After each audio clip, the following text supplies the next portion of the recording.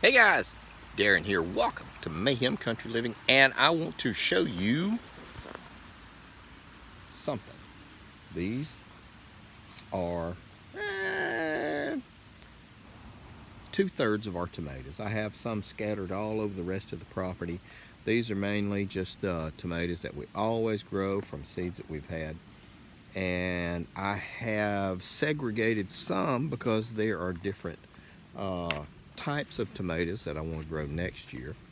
And I have done some seeds and just checking on them. I'll show you this. This is an oopsie right here. We're going to go ahead and pull them, give him to the chickens in just a minute.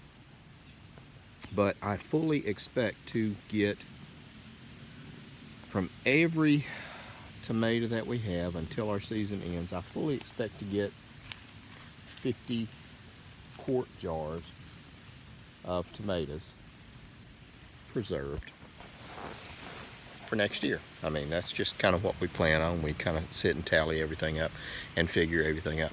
And I know people are, looking at me and saying, "Oh, well, that's interesting," and it is. And we give away some, and it's really good and it's natural. And I know exactly where everything comes from. Just Alabama topsoil, dirt, lime, 4 inches of mulch, and honest to goodness, that it would be one of the things I would say. If you think you put out enough mulch, put out 2 more inches of it. This is 4 inches of mulch to my knuckle. 4 inches of mulch, and that really helps as far as moisture, and then it helps as far as weed barriers. I have not watered these things once this year. I've had some that got knocked over because they gotten so big from the winds, and there's so much fruit on them, but that's okay. Now I did want to talk to you about a couple of things that you look at this and you say, yeah, tomatoes, okay, that's cool, that's really nice, it goes a long way and everything. Well, what good is it really? And I have to agree with you. What good is it? Not a lot, because something ever happened and you and I were sitting together and we were eating tomatoes for a month, we'd starve to death. Pretty much, that'd be the way it worked. But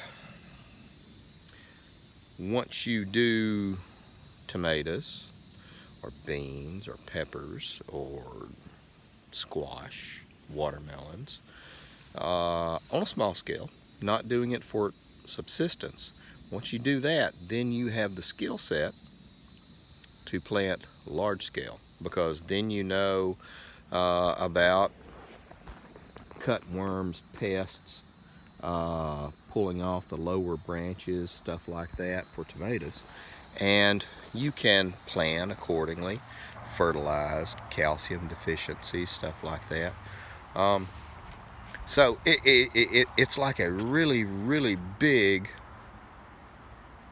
bell curve that you just have to go up, and you're starting on the path, and you go up the path, and the path is starting out, it's pretty damn steep.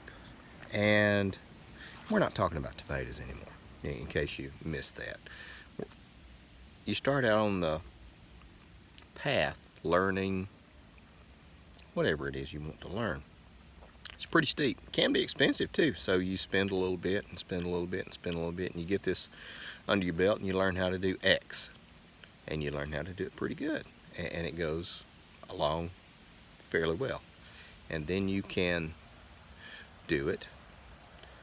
You have your tools, so you can proceed to the next step and the next step and the next step, and every progressive step's a little bit easier.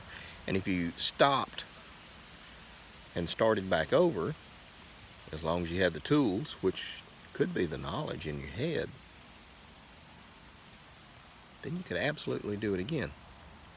I would equate growing tomatoes, and some of you will completely disagree, and that's fine, I don't care. Growing tomatoes is no different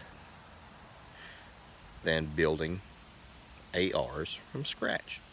Nothing at all different, because it's a certain skill set you have to learn, and you have to have a few tools, Now, okay, you might need a vise here, or a tap, or something like that, or a hammer, or you might need a hoe or a shovel or a bag of lime.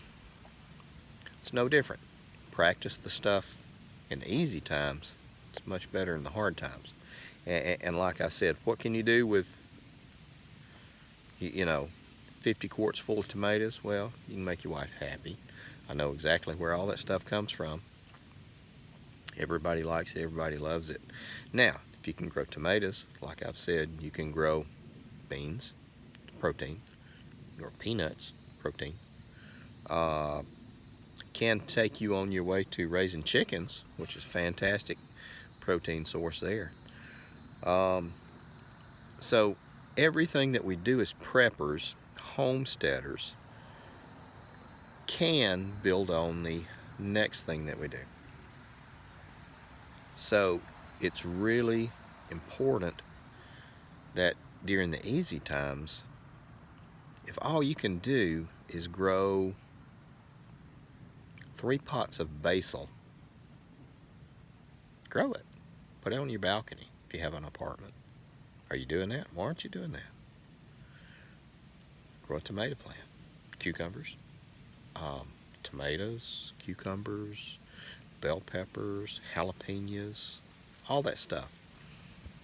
It puts you in the mindset of how you can do this if anything ever should happen. Well, I'll show you. These guys, I don't know if you can,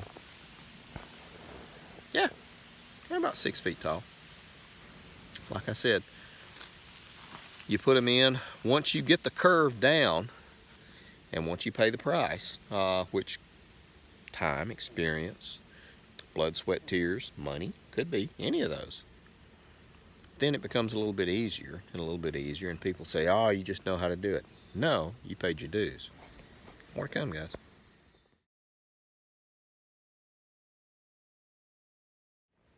Okay, guys, now we're back. So I don't want you to think, oh, well, you just do this and you pour a bunch of fertilizer on it. Well, no, really, you don't.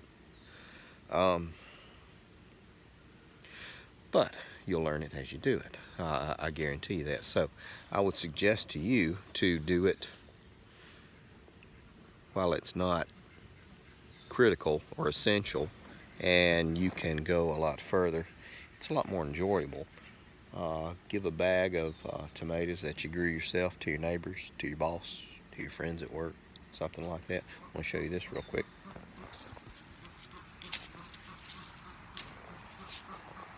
And everybody that asked me about this is the opium lettuce. Lactusa virosa. Good stuff.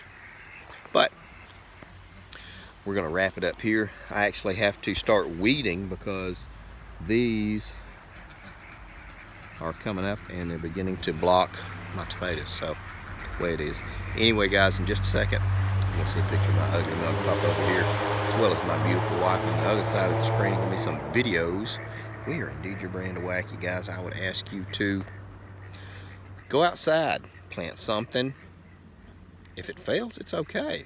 Right now, take care of you people.